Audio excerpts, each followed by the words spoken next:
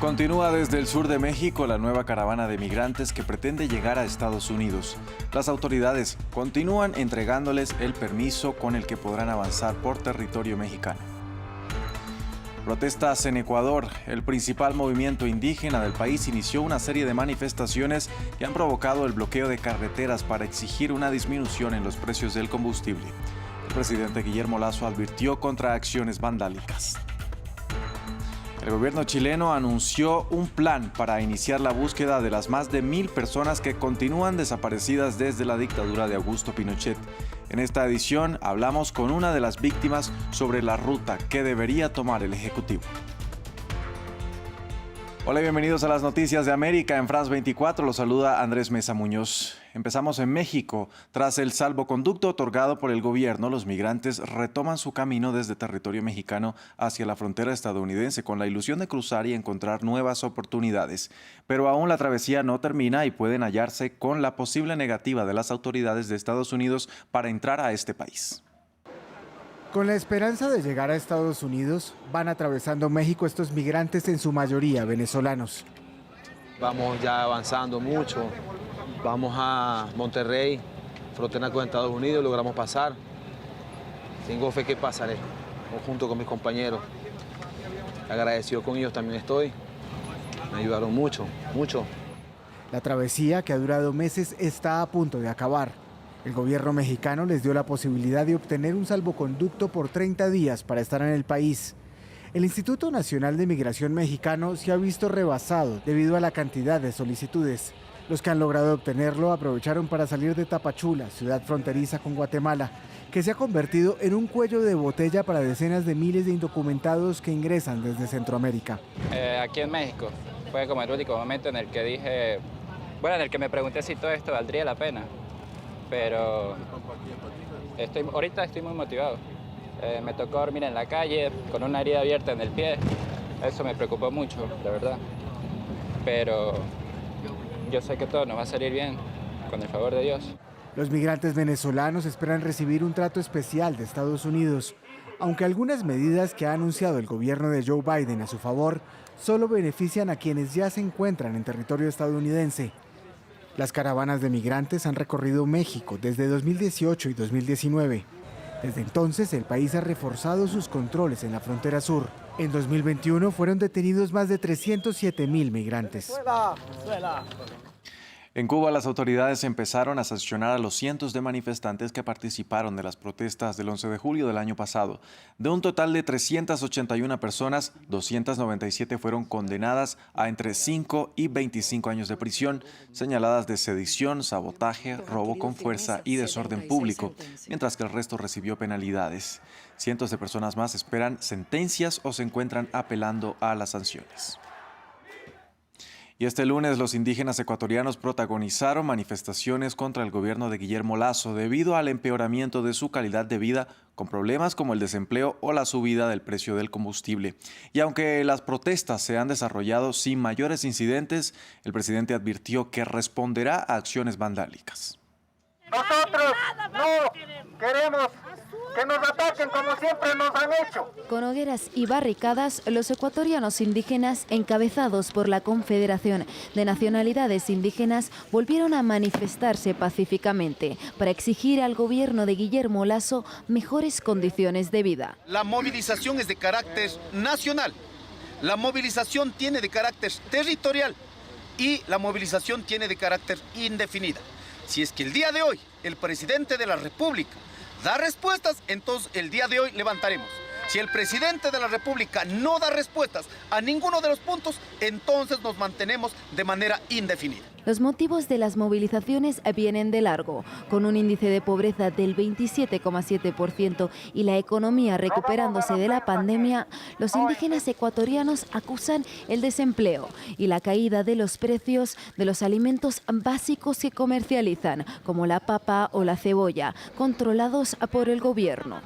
Un descontento agravado por la subida del precio del combustible, que casi se ha duplicado respecto a 2020. Estamos, en verdad, literalmente muriéndonos de hambre, ¿no? Con el alza de los combustibles, pues automáticamente alzó todos los productos de primera necesidad. Desde el gobierno, el presidente Guillermo Lasso advirtió que no permitirá bloqueos en Quito o en la Amazonía, donde también hay protestas. Quienes intenten estas acciones vandálicas deben saber que tomaremos todas las medidas necesarias y aplicaremos las leyes con todo el rigor posible. Las manifestaciones indígenas ya han logrado derrocar a 3 presidentes y han presionado a muchos gobiernos. En 2019 marcharon en contra del gobierno de Lenín Moreno, unas protestas que se saldaron con al menos 11 muertos. Y sin un acuerdo con el gobierno a la vista, la situación podría repetirse. En Chile, a 50 años del golpe militar que derrocó al expresidente Salvador Allende y marcó el inicio de la dictadura de Augusto Pinochet, que se extendió por 17 años, el gobierno de Gabriel Boric anunció un plan que contempla la búsqueda de las más de 1000 personas que siguen desaparecidas tras este sangriento episodio de la historia chilena. Previamente hablamos con Patricia Heredia, hija de Juan Heredia, detenido o desaparecido en Chile durante la dictadura de Pinochet, quien nos contó cuál debería ser el punto de partida de este plan. Partida está en que los casos de los detenidos desaparecidos y ejecutados están todos identificados claramente se sabe que fueron agentes del Estado. La mayoría de nosotros conoce a aquellos que fueron a detener, torturar, asesinar, ocultar, hacer desaparecer a nuestros familiares. Es el caso de mi familia, que los conocemos absolutamente.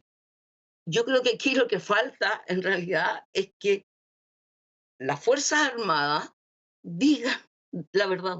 Ellos la saben, ellos lo tienen. Simplemente no lo han dado a conocer, que no es lo mismo. Pero para eso se requiere de una buena voluntad de parte de las fuerzas militares que, a mi juicio, por toda la experiencia vivida, es un poco compleja. Y Colombia elegirá presidente el próximo domingo 19 de junio. Y la migración, aunque no ha sido un tema fundamental en la campaña, sigue siendo polémico entre la sociedad colombiana. 1,8 millones de venezolanos ahora viven en el país. Sin embargo, la población migrante se enfrenta a expresiones xenofóbicas que suelen aumentar en contextos políticos complejos como estos comicios. Amor, llegué yo. 4 años han pasado desde que Giancarlos y su familia llegaron a Colombia desde Venezuela.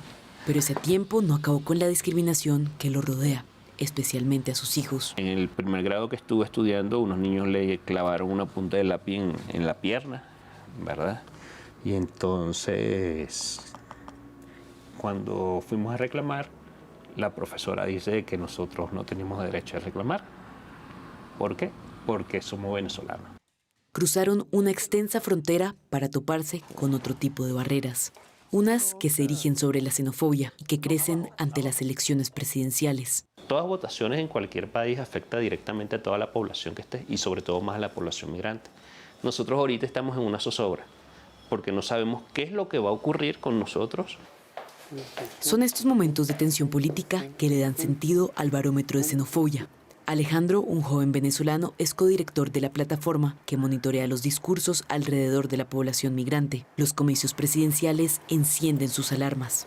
Analizamos también todas las declaraciones que han dado los distintos candidatos a la presidencia y candidatas. La mayoría ha sido una gran ausente.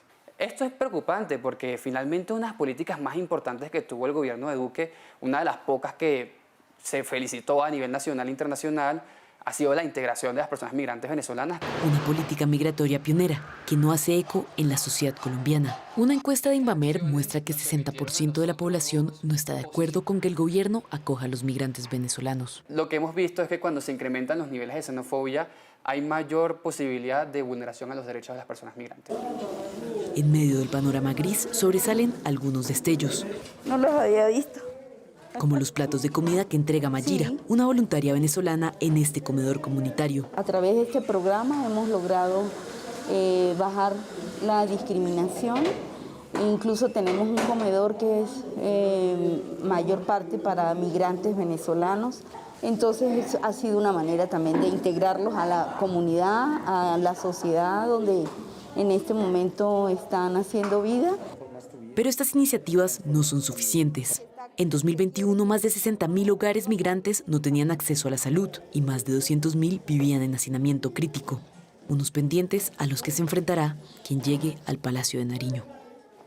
Hasta aquí este informativo en France 24. Gracias por acompañarnos. Los invitamos a que continúen con toda nuestra programación.